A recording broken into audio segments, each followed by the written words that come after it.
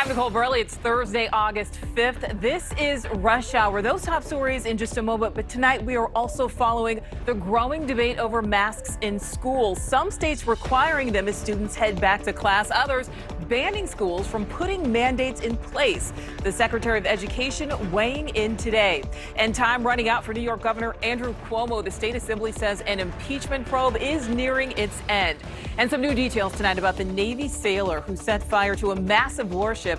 We have a closer look at his military history and how his fellow sailors describe him. But we begin tonight in Florida, where today we saw a new chapter in the ongoing war of words between President Biden and Governor Ron DeSantis, fueling the rumors DeSantis could end up being the Republican challenger in 2024. NewsNation's Joe Khalil live for us tonight in D.C. So, Joe, are we seeing a presidential election preview here? It's certainly possible. Governor DeSantis is walking a political tightrope right now. He's in the best position of anybody not named Donald Trump to be the standard bearer for the Republican Party and for that MAGA movement. And he basically got that way, Nicole, by defying every COVID safety protocol, from mask mandates to lockdowns, even yesterday going after President Biden and defending a Florida law that basically bans companies and cities in Florida from making their own mask rules. Joe Biden suggests that if you don't do lockdown policies, then you should, quote, get out of the way. But let me tell you this. If you're coming after the rights of parents in Florida, I'm standing in your way. He's going to have to own his pandemic performance here. We did see his poll numbers tank a bit as the Delta variant has caused a rise in cases in Florida. So that's something that could be concerning there. Plus, his popularity in the MAGA base itself could put him in the crosshairs of former President Trump. There has been reporting that Trump sees DeSantis as a threat. We know that both of their camps actually butted heads a bit after that condo collapse when the president wanted to do a rally in Florida that week. And Governor DeSantis said, don't come. It's not a good look. The former president came anyway and did that rally. We spoke to a former RNC spokesperson about that rift.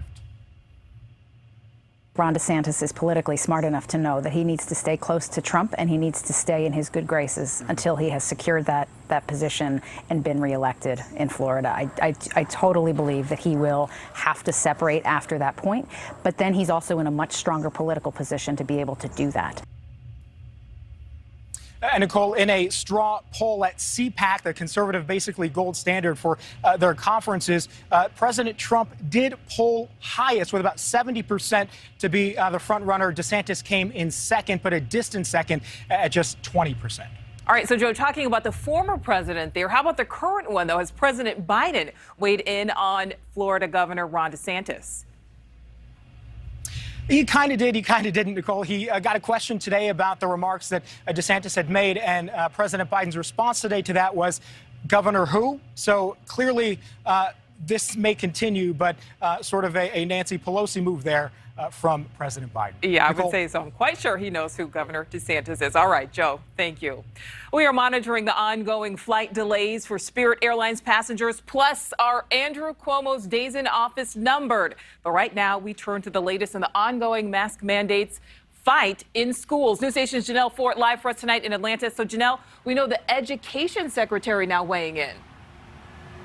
Yeah, Nicole, Education Secretary Miguel Cardona is warning Americans not to let grown-up politics get in the way of students' learning. In a briefing earlier, he argued that the back and forth is preventing kids from safely heading back to school. And this is a group of kids who are now entering their third consecutive school year in this pandemic. We know that virtual instruction has caused learning setbacks, and today the Education Secretary, he took a number of jabs at politicians and school districts who aren't heeding the CDC's most recent guidance that as they head back to school, everyone, regardless of vaccination status, should be wearing a mask indoors. Let our educators educate, let our leaders, school leaders lead, and we can get our schools reopened safely. activity is not in. Now, Cardona specifically attacked Texas Governor Greg Abbott and Florida Governor Ron DeSantis for their executive orders barring mask mandates in schools. Across the country, we've seen angry parents going tit for tat with these school districts over mask policies. Protests have erupted in some cities, and it's all over parents feeling that their right to choose and decide what's best for their students or for their children are being infringed upon by putting these mask mandates in place. Here in Georgia, there's a pending lawsuit against the state's largest school district over its mandatory mask policy. And this is all happening as the Delta variant continues to spread across the country. COVID-19 cases are exponentially increasing, as are hospitalizations, and all the while the youngest Americans, many of them, are still ineligible for a vaccine, Nicole. Yeah, Janelle, this debate is certainly not going to end anytime soon. All right, Janelle, thank you. All right, let's turn to New York now, where pressure is mounting for Governor Andrew Cuomo. Our brand new News Nation Emerson College poll shows this. 60% of New Yorkers say he should resign, and that's up from 43% in March. Just over a quarter of responders say he should stay in office. 14% still unsure or just have no opinion. And this is the first poll since the Attorney General's report this week outlining those sexual harassment allegations by 11 women. News Nation's Tom Negevin live for us tonight outside the governor's Manhattan office. And of course, Tom, we know the investigation is really picking up speed now. It certainly is, Nicole. And one place you will not find Governor Andrew Cuomo is inside his Manhattan office. He's been holed up upstate inside the executive mansion in Albany, plotting his next move, steadfastly declining to step down or entertain the thought of resigning. And here's how we know things are picking up speed at the state capitol in Albany. State lawmakers, members of the Judiciary Committee of the General Assembly, have given Governor Cuomo and his legal team 1 week from tomorrow, until then, to produce any evidence they may have that supports his case, which indicates very strongly that they're moving very rapidly with their impeachment inquiry, their investigation, which has already been going on for a number of months. Then there's the growing number of district attorneys, at least 6 by our count as of right now, including Albany, Westchester, and the DA here in Manhattan, who are launching criminal investigations into the governor's alleged behavior, seeking more information from the state attorney general, Letitia James, and the documentation behind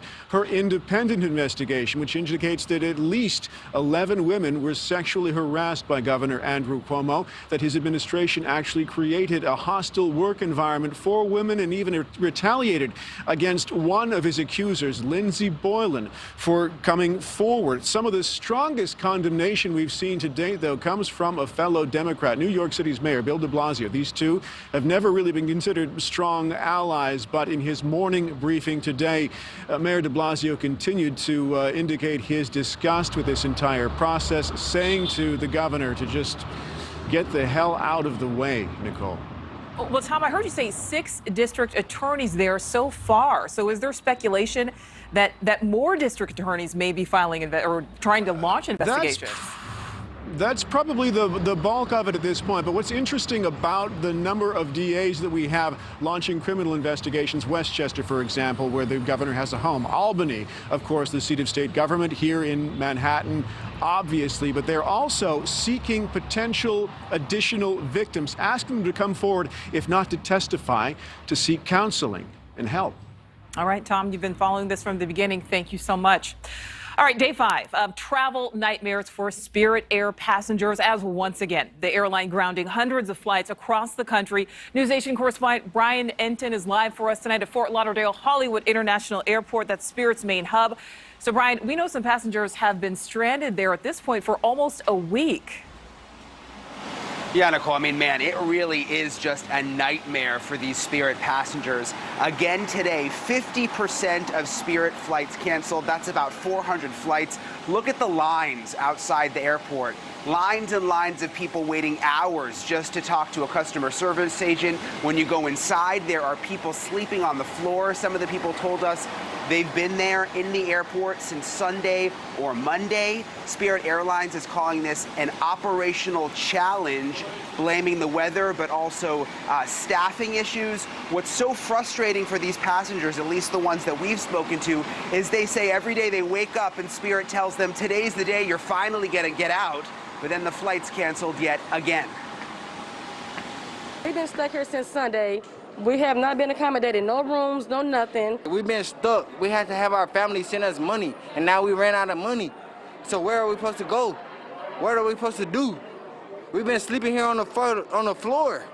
What are we supposed to do? You know, I just hope for the best and pray tomorrow that we'll get out of here.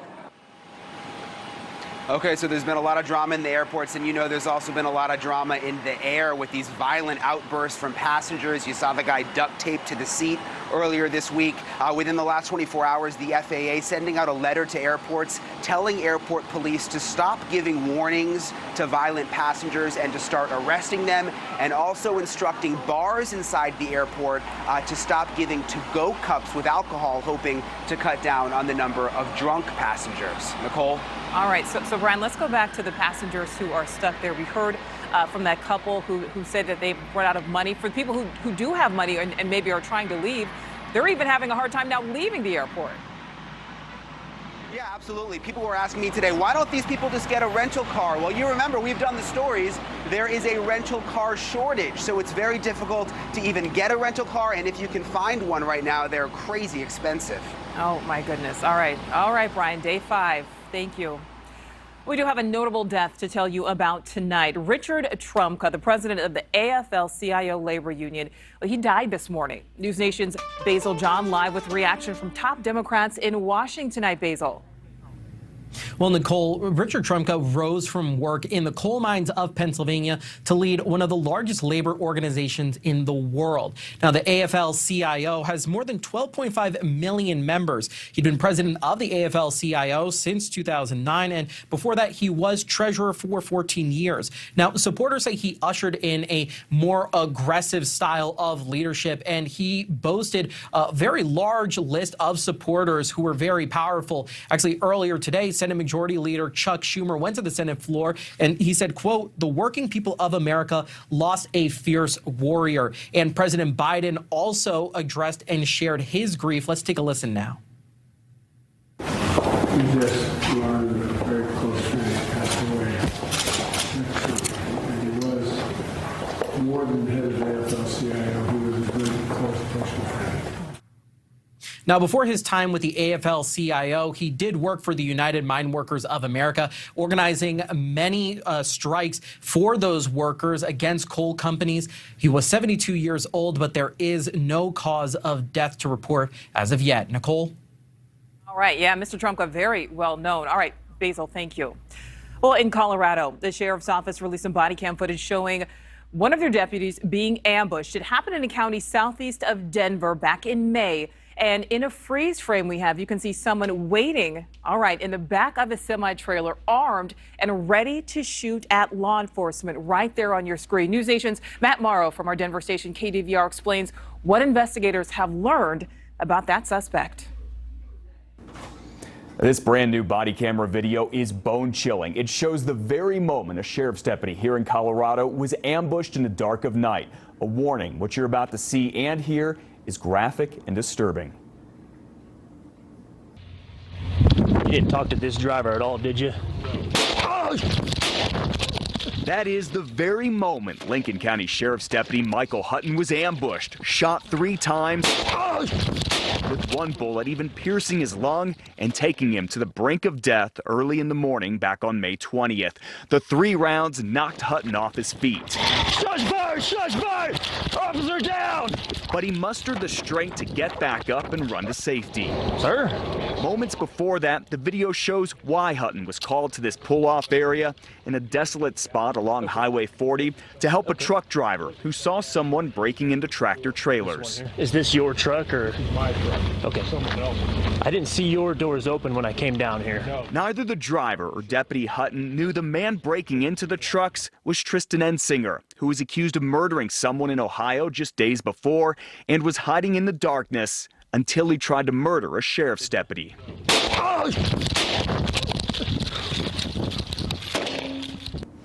It's certainly a good thing those sheriff's deputy got to Deputy Hutton when they did. And some more good news today. The sheriff of the county tells me the deputy is at home recovering and is expected to be back on full duty very soon. Nicole. Wow, that video is intense. All right, Matt, thank you. A Navy SEAL dropout being charged with a fire that destroyed a ship in California last year. News Nation reporter from our San Diego station KSWB is here with an update. Unsealed court documents reveal new details into the prime suspect in last summer's massive fire on the USS Bonhomme Richard here in San Diego Bay. Now, a federal search warrant names the suspect as a 20-year-old Navy SEAL dropout assigned to that ship. Investigators believe Ryan Mays destroyed firefighting equipment and then tampered with the evidence. According to the warrant, Mays had access to the lower storage area where that fire started, and several sailors also reported seeing him going that way before that fire. May's lawyer says his client denies starting the fire and that, quote, always wanted to be in the Navy. He says Mays only stopped his Navy SEAL training after he was injured. Mays was charged on Thursday by the Navy with aggravated arson and willfully putting a vessel at risk. That massive fire, by the way, took 5 days to put out. The ship was declared a total loss, and the Navy towed it to a scrapyard in Texas in April. That billion-dollar ship was commissioned in 1998 and was one of the few vessels from which an F-35 Joint Strike Fighter could actually take off. And that fire is one of the Navy's biggest peacetime disasters. Back to you, Nicole. All right, that was Maria Arcega-Dunn from San Diego. Thank you. The small mountain community of Greenville, California, decimated after the Dixie Fire leveled the downtown area last night. The 800 or so residents urged to leave before those flames took over. We know the hotel, the bar, the gas station, and several homes were destroyed. Many of the destroyed structures date back to the gold rush era. It's not yet known just how many structures were actually destroyed, but county officials say the downtown is gone. Thankfully, though, no reports of injuries or deaths. News Nation's chief meteorologist Albert Ramon in the Weather Center for us. Albert, any relief for those people dealing with those devastating wildfires? Yeah, Nicole, the good news is that the winds, they start to settle down tomorrow where the Dixie Fire is currently burning, but the fire danger increases other parts of the West, including in the Rockies. There are currently 100 wildfires burning across 14 states and over 21,000 firefighters racing to put them out. In total, these fires have scorched nearly 2 million acres. California's lava and Oregon's bootleg fire have been burning for over a month. They could take weeks to fully contain.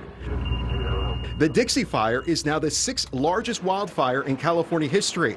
With 95% of the western region experiencing a drought, wildfire season is expected to last through at least September. That fire is generating a lot of smoke. The National Weather Service has issued an air quality alert across much of the Pacific Northwest. Denver is currently ranked the 10th worst air quality in the world. News Nation stations in Denver and San Francisco have more on that. Hey, I'm meteorologist Chris Tomer here in Denver, where we have some of the worst air quality since 2007. It's a mix of smoke and ozone, where they say it's like smoking 2 cigarettes a day here right now. Here in San Francisco, the weather is overcast. However, the Bay Area Air Quality Management District has issued air advisories for today and tomorrow due to smoke blowing into the Bay Area from neighboring wildfires.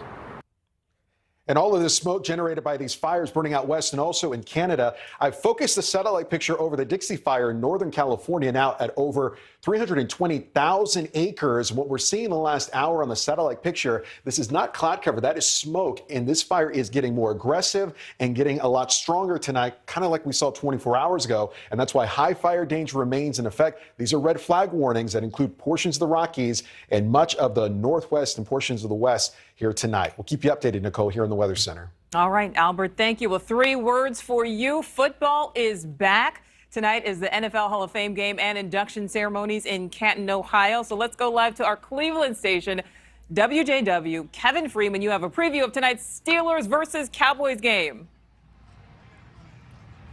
That's right, Nicole. This is the official start of the NFL season. In Cleveland, though, we like to say it's the start of the run, the Cleveland Browns run to the Super Bowl. But let me let you take a look here. They just opened these gates about 20 minutes ago as fans all over. You see a lot of Pittsburgh Steelers fans. You see a lot of Cowboys fans here. Definitely a lot of people packed here. Thousands of people here in Canton, Ohio for the Hall of Fame game. As you mentioned, this is a game between the Pittsburgh Steelers and the Dallas Cowboys. I'm told that Pittsburgh is a 2-point favorite in this game, but don't tell these Cowboys fans that. People are here from all over the country, including a family we caught up with. They were from Pittsburgh, LA, North Carolina. They all came here to root for their Dallas Cowboys. There are just as many people here from the Steelers. We ran into long lines of people, fans, waiting to get autographs from members of, at that point it was the class of 2020, including legendary Steelers coach Bill Cowher and Cowboys legend Jimmy Johnson. 11 of the 12 living inductees for 2020 were here, although Steelers legend Troy Polamalu was not here due to an earlier COVID diagnosis. As you can see, there are many, many people, 19,000 people here. It's sold out here.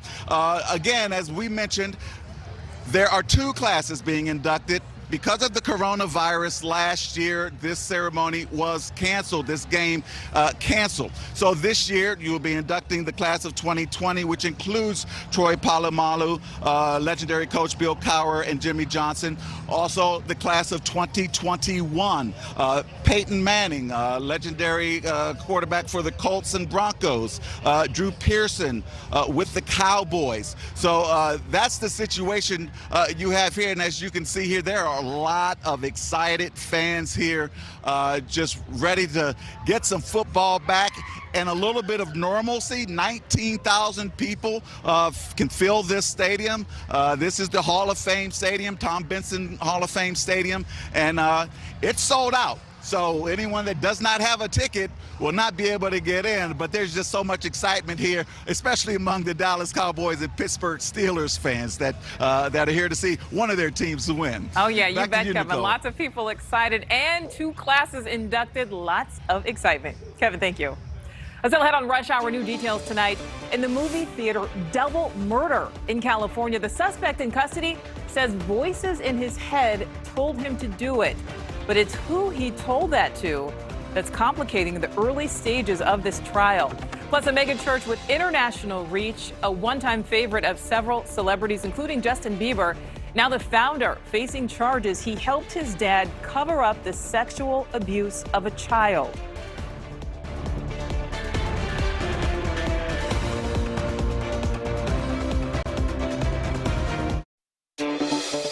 The founder of a global mega church is charged with concealing child sex abuse. Those charges center around Brian Houston, who didn't come forward with information about his father abusing a child back in the 70s. NewsNation's Aaron Nolan is joining us. So, Aaron, this church has a very big international reach, including at least 5 continents. Yeah, Nicole, you may have heard about this church before, with celebrities like Justin Bieber, Chris Pratt, and Selena Gomez attending.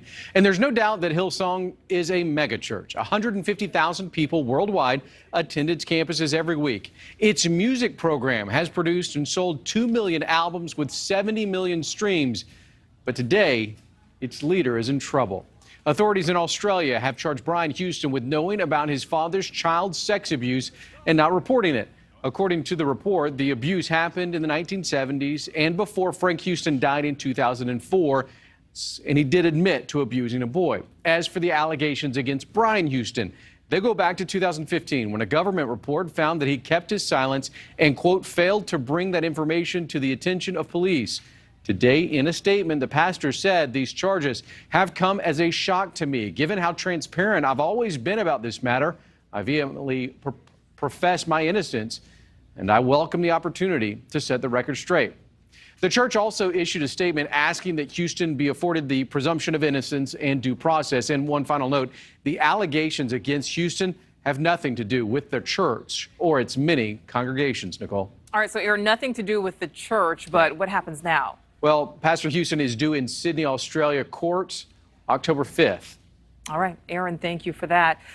Still ahead on Rush Hour, the DOD expected to announce a new vaccine mandate for all active military members. We'll tell you how troops and their families are responding to this new policy, bringing you both sides of this story.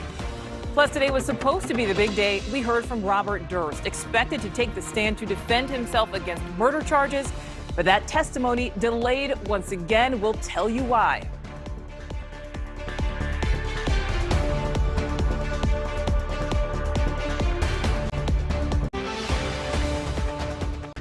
Well, welcome back. Here's what's happening in your nation right now. A new twist in that movie theater murder of 2 TikTok stars. The suspect in custody breaking his silence, saying a voice in his head forced him to do it. Plus, Robert Durst in court facing murder charges. Meanwhile, is this the beginning of the end for Britney Spears' controversial conservatorship? But first, let's get you back to D.C., where the issue of vaccine mandates taking center stage as the Defense Department is expected to require the COVID shot for more than 1 million active duty service members. News Nation's White House correspondent Allison Harris live tonight in Washington. So, Allison, what is the reaction from military members and their families tonight? We're talking about 1 million.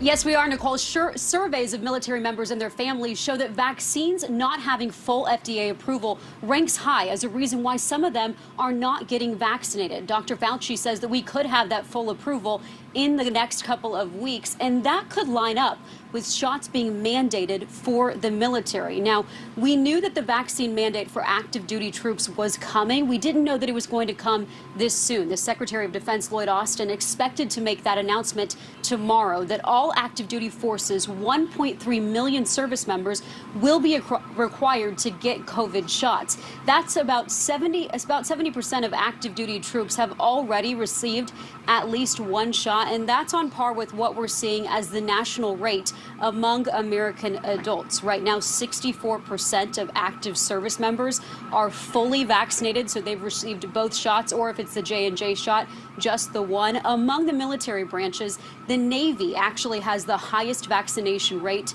Marines right now have the worst. Captain Javon Starnes, he's out of Fort Bragg in North Carolina. He says that he was among the vaccine hesitant.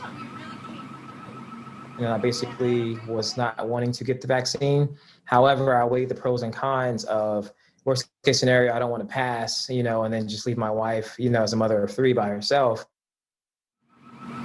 Now, right now, the military administers about 17 shots, and they start in boot camp. We also talked to a military spouse and a military caregiver today, Jerry Maples. She's the wife of Robert Maples, who was wounded in Operation Iraqi Freedom. She told me today that her husband was required to get an anthrax vaccine in 2003 or face court-martial. So this is not new, these military vaccinations. Nicole? Yeah, not new, just adding another one to the list then. All right, Allison, thank you. Well, the man accused of killing 2 teens in a movie theater in Southern California, well, he was supposed to be arraigned today, but that changed after Joseph Jimenez gave an interview from jail yesterday. He confessed to the crime, but said voices in his head made him do it. News Nation's Mark Mester from our Los Angeles station, KTLA, has the latest from court today. Good evening from Riverside, California, where the suspect accused of killing 2 teenagers inside of a Southern California movie theater made another court appearance. We could jump some video and show you 20-year-old Joseph Jimenez appearing there with a face covering on between his 2 defense attorneys.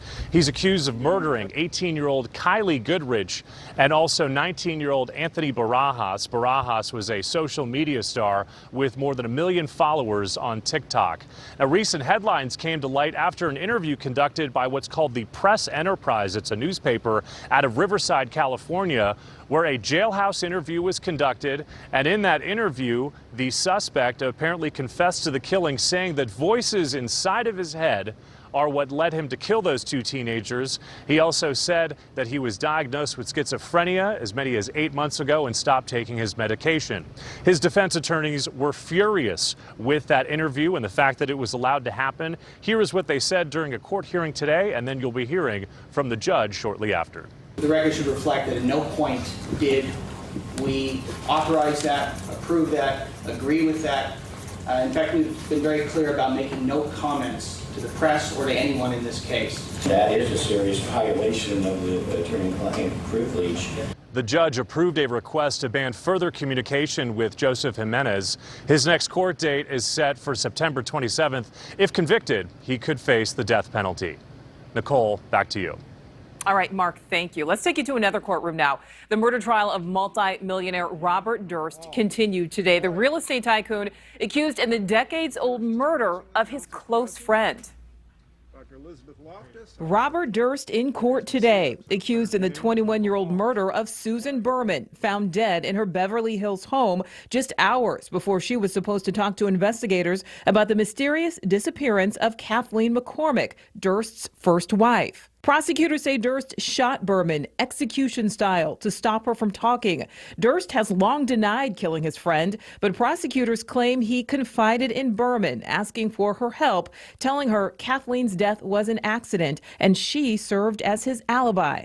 Durst says he panicked and ran after discovering Berman's body, but says he did not kill her.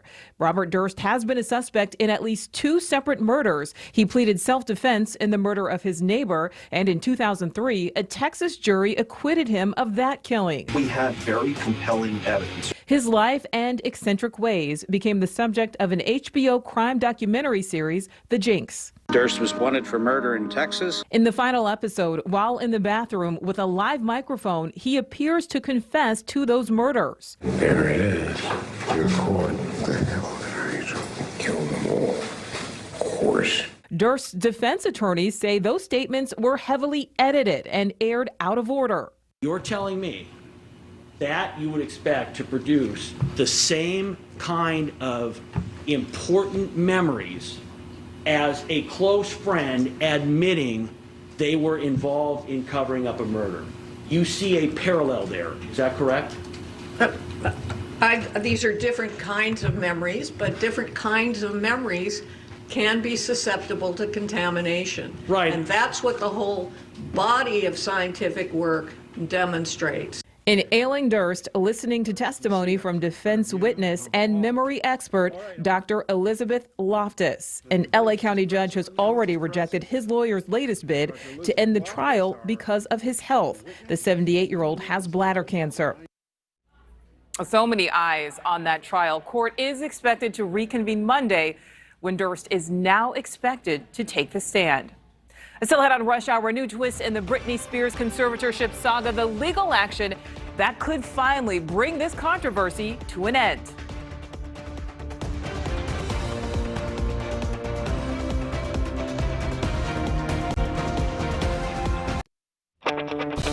Topping tonight's entertainment headlines, Britney Spears making some progress with that new lawyer in her conservatorship battle. NewsNation's Sam Rubin from our Los Angeles station KTLA is live. So Sam, tell us what's the update on Britney. Nicole, the update on Britney is actually extraordinary movement for a case that, of course, has been mired and stalled for years and years.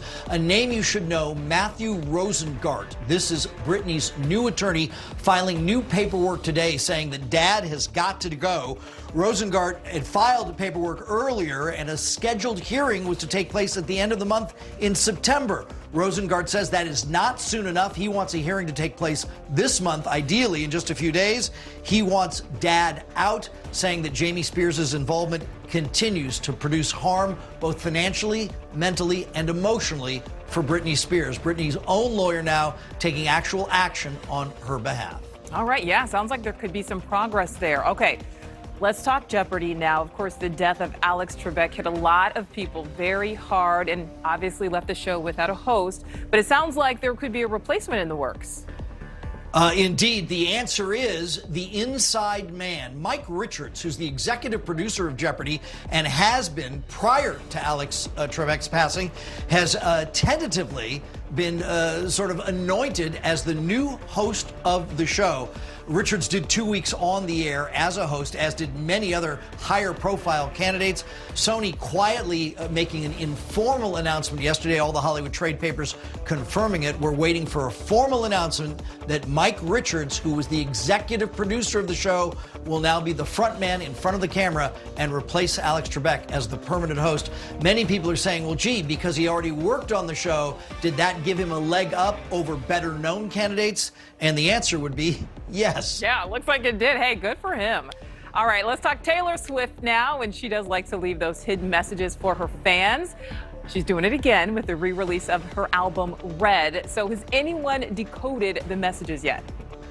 It is Easter eggs galore in August. Here we go. Taylor with a new video promoting the re-recording of her album Red.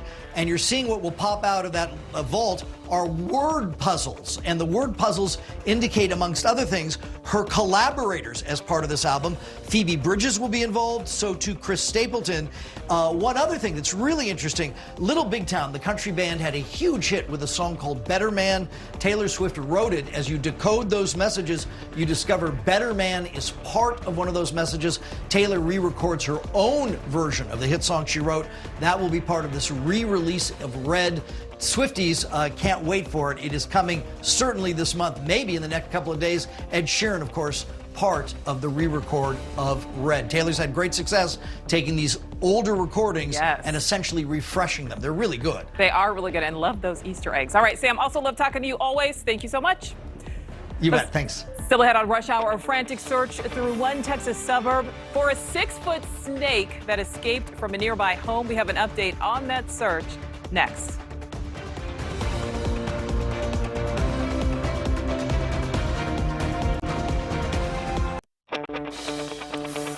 A real-life nightmare unfolding in a Dallas suburb. A venomous snake on the loose. We're talking an African banded cobra. It went missing in a Grand Prairie neighborhood.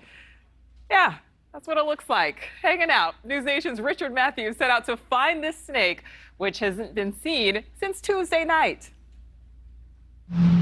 In Grand Prairie, Texas, there's a snake in the grass. Literally. A big one. They told me that it's like about 6 feet. That's bigger than 12-year-old Jesus Rodriguez, who lives right down the street. I've been scared of going outside, so I've just been looking through the camera that I have right there, my Ring camera. So to make sure that if we see it, we can call 911 or try to kill it. It's not just children who are scared either. Rodolfo Barcelo lives right next door to the house the cobra escaped from. Y'all want a couple traps? Oh my God, I mean, a 6-foot African cobra? It's scary. I mean, I can't take out my granddaughters out for a walk. What did my neighbor do? More times than not, we recover these things. Randall Kennedy runs Dallas-Fort Worth Wildlife Control. He puts his odds at capturing the missing snake at 50-50. Doesn't have to necessarily be in the city anymore. They can move that fast and go that far.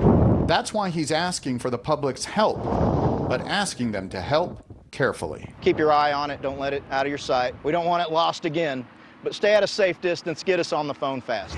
In Grand Prairie, Texas, Rich Matthews, News Nation. Something tells me Randall won't have to worry about people staying at a safe distance.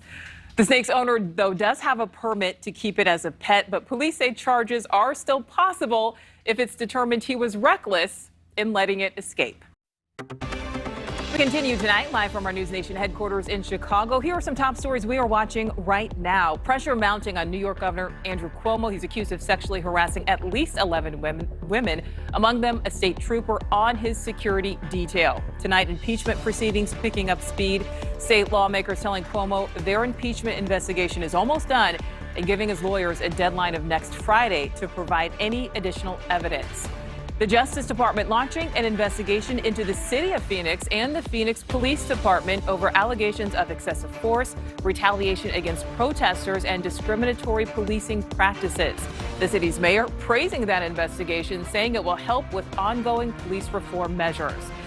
A jury has convicted a man of murder for shooting a Tennessee sheriff's deputy in 2018. Sergeant Daniel Baker was responding to a suspicious vehicle call when he was fatally shot by this man, Stephen Wiggins. Wiggins then moved Baker to his patrol car and lit it on fire. Sentencing begins Saturday. Prosecutors are seeking the death penalty. Travel problems continue for Spirit Airlines passengers. The company again canceled more than half of its scheduled flights for the day. Long lines at Spirit counters nationwide. Some people say they've been sleeping on airport floors for days. The airline blaming staffing problems and weather. And President Biden signed an executive order this afternoon detailing a commitment from U.S. automakers to expand production of electric vehicles. Automakers have pledged to make electric vehicles half of their sales by the end of the decade. The executive order also asks car companies raise gas mileage and cut tailpipe pollution by model year 2026. And soccer star Lionel Messi is leaving Barcelona. The club cites, quote, financial obstacles as the reason. Messi is leaving after a 17-season career with the club, which includes 10 La Liga titles He's scored more than 650 goals. So lots of fans very unhappy to see Lionel go. That is all for Rush Hour tonight. A reminder, you can follow me on social media. Just search Nicole Burley on Facebook, Instagram, and Twitter.